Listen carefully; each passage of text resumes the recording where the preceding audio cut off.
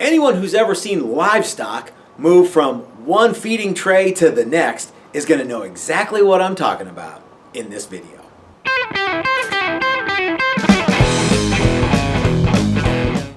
Hey everybody, this is Matt and we're at Texas Toast Guitars. Thanks for joining us. Thanks for watching. I have been doing this since 1989, and I'm not trying to be that guy who says, hey, I'm bona fide. I've been doing this for 30 plus years. But what I am about to tell you is stuff that I've seen in the last 30 plus years, and stuff that I didn't see back in the 80s, and stuff that I do see now, and exactly when I started seeing it. So we're going to talk about some things that guitar forums, YouTube videos, and Paul Reed Smith don't always talk about, but it's all good stuff, and I'm going to tell you what works for me, and I'm even going to come at this from the angle that if it works for me, it's the best possible way, because why on earth would I be doing it if I didn't think it was the best possible way, right? So this is the best possible way that you should do things, and you should listen to me because I'm smart. You should listen to me because it does work for me. May not work for you, your mileage may vary, but this is the best possible stuff here, guys, so do what I do. Don't do what I say. Anyway, okay, so if you've, earlier in the video I talked about cattle and livestock moving from one feeding area to the next, and I remember one time I asked my good buddy Dave Sullivan if I should rechamber all of my 308 rifles to 6.5, and he said, you know, if you don't shoot very much, that's me, by the way, it sort of seems like, you know, anytime the new hay bale gets kicked out of a truck, all the cows run to that. And you know, it doesn't matter what it is, whether it's long range shooting or building guitars or riding motorcycles or you know, new Jeep parts or whatever. The new stuff always is what everyone goes pew, pew, pew. And if you spend a lot of time running to the next new thing, you don't really get to experience the old stuff. Now, that's not a bad thing. There are some new things out there that are absolutely better than the way we did it in the 80s. I'm kind of going down a wormhole here. I need to readjust my focus. But the fact of the matter is that just because a guitar forum or just because a YouTube video or just because Paul Reed Smith, I'm picking on Paul Reed Smith a little bit, and I know it sounds like I am, but I'm getting to the point where I'm getting to the part where you guys are going to see what I'm talking about with PRS, and you'll be able to remember or find these videos later. Every time one of those people or one of those groups say something, I see a herd of guitar builders go over here, a herd of guitar builders run over here and run this way and run this way, and they kind of chase their tails looking for the latest and greatest thing. That can be good, it can also be bad. So enough with the bullshit talk, let's dive into the meat and potatoes of this video right now. All right, the first one that I want to kind of talk a little bit about is one that I pick on very often, and that is tapping on wood. You know, back in the way back in the 1980s when I started doing this, nobody was picking up lumber and tapping on it. So now you see all kinds of guys who pick up stuff and they're tapping on stuff, or they you know, pick up fretboard, tap on it. Here's the neck blank. They do this kind of thing. Yeah, it all sounds different. It all sounds very different. But it's not a thing. It wasn't a thing until you saw Paul Reed Smith do it. It wasn't a thing. Unless you were an acoustic guitar builder, kind of. So when it comes to building solid body electric guitars, the very first time I ever saw anybody pick up a block of wood and go was Paul Reed Smith. And I would be willing to bet you that the first guy you saw do that was Paul Reed Smith too. Or if you're a new guy, you saw someone who the first time they saw someone do it, it was Paul Reed Smith as well. By the way, people call it tone tapping now. That's not a thing. That's a made up thing. The only reason that you would wrap a board for musical instrument making back in the 80s was if you were doing something called voicing a soundboard. We're going to get to that. So a few years later, though, you saw Paul Reed Smith start, he would pick it up like this, and start tapping on it. And that's cool. I don't really know exactly what note he's listening for. I don't know what note you're listening for. There's like some sort of, I want it to ring and blah, blah, blah. The problem with that is when you pick up a board like this, that's this big, and start holding it out here. Hold on, let me get it in the camera. I'm holding it out here and I'm banging on it. That's fine and good, but what happens when you're at 180 pounds of mat around it? It changes very dramatically. So tone tapping is a made-up thing. Voicing a soundboard, however, is an absolutely not a made-up thing. And what we're talking about when we say voicing a soundboard, let me get a piece of this. Here's a piece of spruce that I got from my buddy Dan at Tonewood Experts. This is half of the top to a guitar that I'll be building soon. When this is a top and when it's braced and when it's ready to be attached to the sides, you want to find out if there are any dead patches in the bracing system. I'm overly simplifying it, but that's what happened is someone who's very clever, more clever than I, Paul Reed Smith, started to take something that acoustic instrument builders did, or maybe even xylophone builders, and he took that and he introduced a new marketing concept. The problem is that if Paul Reed Smith knows exactly what he's looking for, and you see him do that, and then you start picking stuff up and tapping on it, well, that doesn't really tell me that you know what you're doing. Like I said, I still don't know what you're looking for in terms of notes and stuff. I guarantee you, back in the day, nobody at Gibson, nobody at Fender, and even when Paul Reed Smith started, nobody at Paul Reed Smith was picking up wood and tapping on it to make sure. Further, and to that end, if any boards don't resonate the proper exact pitch or the proper note or the proper whatever, do you think Paul Reed Smith tosses it out? I don't think so either. So anyway, if you want to tap on lumber, cool, do it. If you know what you're looking for, awesome. More power to you. If you don't and you're just tapping on stuff, well, I don't know that you really need to do that. But if it makes you feel good, rock on. All right, so that's one thing that you don't hear about on YouTube and forums, and Paul Reed Smith probably would never tell you. Another thing that you never heard anybody talk about back in the 80s was what kind of glue you were using. Now I'm going to talk very specifically about glue for frets. I am of the opinion that anytime you are pressing in frets, you should be gluing them in. Not because you need to, but because there's no real penalty for doing it. So there are lots of ways, lots of glues that you can use for any of this stuff. If I had one glue in the shop for the rest of my life, it would be Titebond Original. Remember, Titebond 2 and Titebond 3 aren't sequels to Titebond. They are just different types of Titebond. This is aliphatic resin glue. The other Titebonds are a polyester glue, and they're not bad. They're just not this. So this would be the one glue I would use for everything, including pressing in frets. Here's one that, again, I'm picking on Paul Reed Smith. I remember almost exactly where I was when I first watched a video where Paul Reed Smith was talking about the glue that they used for gluing in frets. And what he said was that they had tried a bunch of different glues, and they finally landed on regular old CA glue, like this number 10 stuff. You can get different numbers, number 20, number 30 from Stuart McDonald, or just regular old super glue that you can get at the home center. But at Paul Reed Smith, at the time that this video is made, they used CA glue. They would flood the inside of the fret slots with CA glue, and that was what they did. But he talked about fish glue. I had never ever heard of fish glue. I had never seen fish glue. But you know what? Almost immediately after that, I heard a lot of people talking about fish glue, and I saw it for sale in the Stu Mack catalog. And I've even talked to people now. Steve at Maximum Guitar Works says he loves fish glue. Cool. But you know what? Back in the 80s, we never worried about fish glue.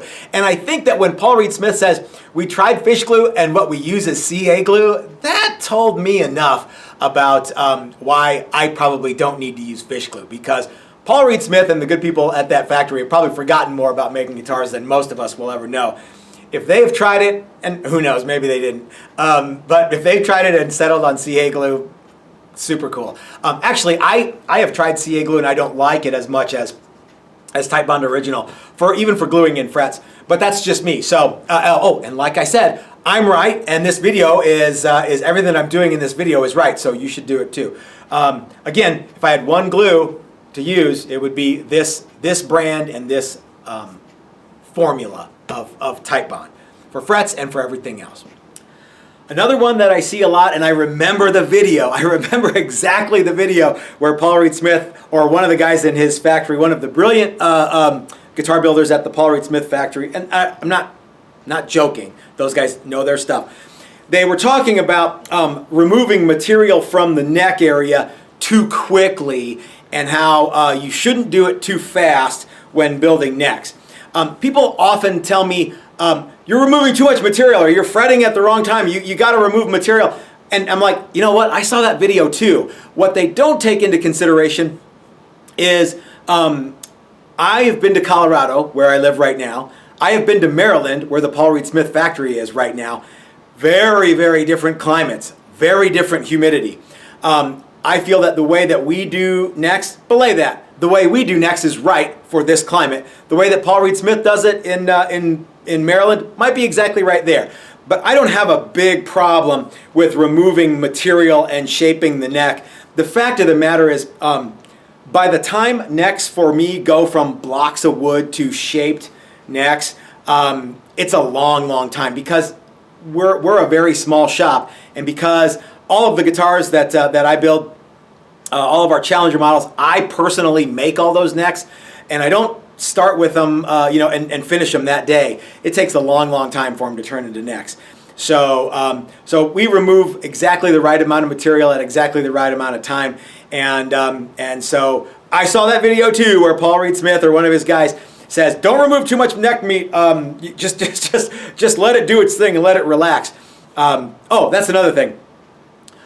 If wood is going to warp or twist, I don't want it in a neck. If wood relaxes, that's another thing altogether. When you relieve stresses in wood and it relaxes into a position, that's when you want to start doing other stuff. When you relieve stresses from woods and it warps or twists, that's a shitty neck. Get rid of it. Okay? So, so for all the people who've told me that I remove too much wood when I'm making necks, I saw that video too. Paul Reed Smith is right outside of Baltimore or something. I'm in Denver, Colorado. Totally different climate.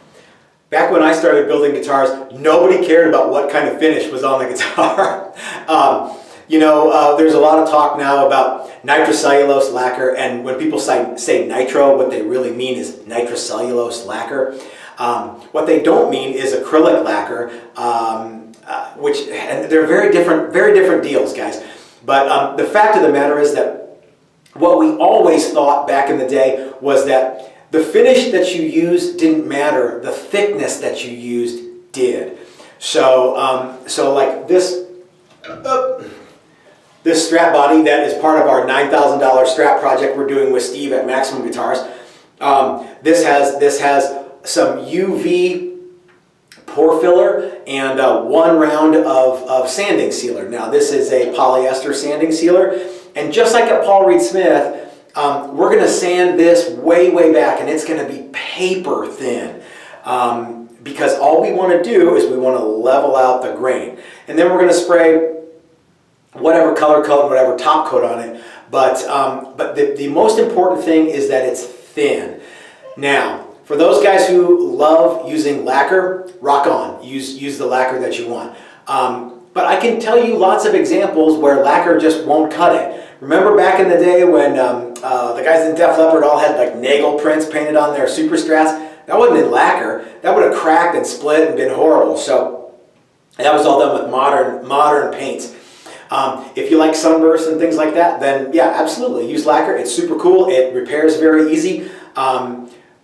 Now, Fire Marshal Bill might come around and tell you you can't use lacquer, and that's between you and your local municipality. But one of the reasons that we don't use a lot of lacquer is safety reasons.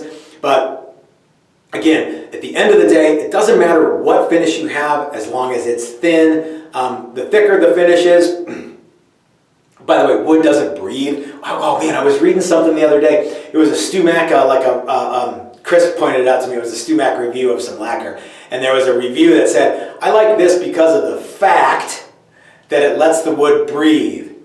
Well guys, this doesn't have lungs. It's not going to do any breathing, okay? It doesn't matter what's on there. I get what the poster is talking about, but this is a dead tree. It's not going to breathe, okay? And lacquer is plastic, just like this is, regardless of whether it's nitrocellulose or acrylic. Use whatever finish you want. Apply it sparingly. If you're going to sand it accordingly. Just get the thinnest finish you can. You're going to be happy. If you like the way lacquer smells, by all means, put a coat of lacquer on top afterward. And, it smells really good, and it does. So anyway, thin finish, cool. Lacquer, cool. Polyester finish, cool. Acrylic finish, cool. Use whatever you want, just keep it thin. All right? Enough said. Okay, this is the last one we're going to talk about today, and that's this machine here. Guys, I don't care if you're using a homemade machine with a $20 router or a $200,000 CNC machine. Anytime you use a blade to cut a fretboard, you're going to have to chase it with sandpaper. This tool or a tool like it that imparts the radius on your fretboard to whatever radius you choose, or however you get it to do it, this is the best tool for doing a radius on a fretboard. I've seen the videos where the guys at Paul Reed Smith have the sandpaper and the blocks and they're moving the necks in there. You know why they're doing that? Because they cut their fretboard radius on a CNC machine. This tool right here is going to make life very, very easy, or one like it, okay? Back in the day, they didn't use blades to cut fretboard radius. I talked with some guys who were at Gibson back in the day. They said they had an edge sander with a shoe on it, and they would press the necks up against there. I'm not sure how they did it everywhere, but the fact of the matter is that you have to sand a fretboard if you use a blade to cut it. You cannot go from a CNC cut radius fretboard and just start pressing frets in. If you do, you're going to have a shitty fretboard. Okay? You got to use some kind of sandpaper. This is the ideal tool to use. And I remember exactly where I was when I saw it the first time. And I was watching an Ernie Ball video. This was many, many years ago. And they were talking about a tool not unlike this. Back in the day, we did it all by hand. In fact, I even think there was a video of me showing you how we did it at Roberto Venn back in the day. By the way, I do not advise doing that. I don't remember any radius blocks or any radius gauges when I was at Roberto Venn back in the day. So that should tell you something. Roberto Venn is a great school, by the way, and everything that's coming out of there is everyone's guitars look awesome. So, and I love the time that I spent at Roberto Venn, but I do very few things the way we did it back in 1989. This tool is invaluable. You don't have to have this tool, but I would urge you not to build a contraption that has a blade that cuts the radius for you. You're still going to have to chase it. Anytime that you're using any kind of wood that will chip, it's going to chip with a blade. So yeah, use sandpaper, use high-speed abrasive, use high-speed grinding tools. Don't use cutting tools to do radiuses on your fretboards. You can thank me later. Okay, gang, well, those are some observations that I have made about guitar building in the last 30-some years. Just a few of them. I think that there are lots of great ways to build guitars and experiment with the ones that work the best for you. If you like this kind of thing, you might want to consider subscribing. If you haven't hit the thumbs up yet, please do so. If you appreciate the content that we do and you want to help us out monetarily, click the join button down below, or go over to our Patreon page and become a member over there. Even $1 a month goes a long way to helping us bring you guys neat stuff like this. If you can't do that though, totally get it. Just enjoy the video, share the video, tell all your friends, and help us grow our channel that way. All right, so until next time, this is Matt at Texas Toast reminding you, and this is very, very important. If you're so smart, start your own YouTube channel.